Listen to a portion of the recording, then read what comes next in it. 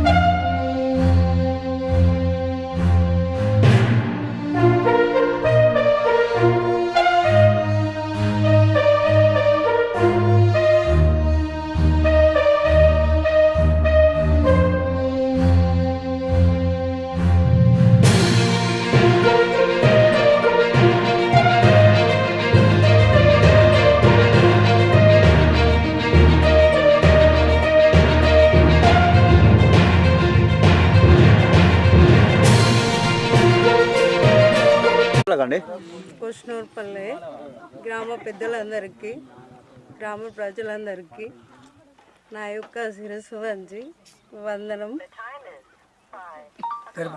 తెలుపుకుంటున్నాను. మా గతంలో భారీ మెజార్టీతో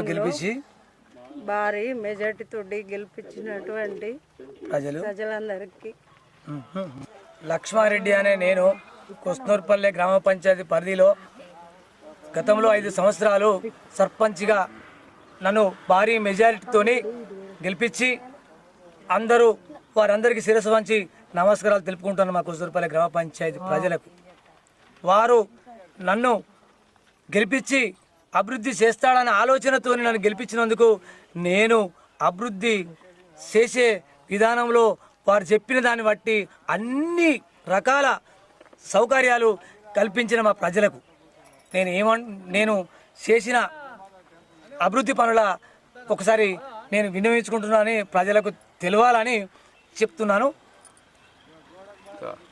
మరి నేను సర్పంచ్గా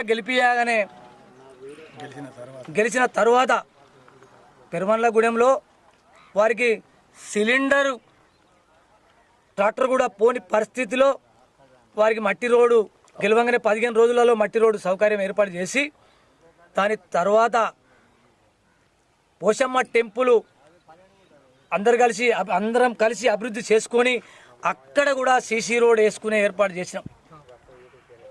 ఆడ నుంచి మొదలుకొని మా కోష్నూర్పల్లె గ్రామ పంచాయతీ పరిధిలో ఇంటింటికి సీసీ రోడ్ ఏర్పాటు చేసే కార్యక్రమాన్ని కంప్లీట్ చేసినాను.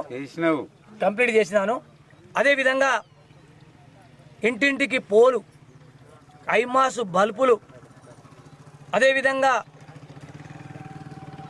గ్రామ పంచాయతీకి 2 గుంటల పావు భూమి విరాళంగా ఇచ్చుకుంటూ గ్రామ పంచాయతీ బిల్డింగును కూడా కంప్లీట్ చేయడం జరిగింది.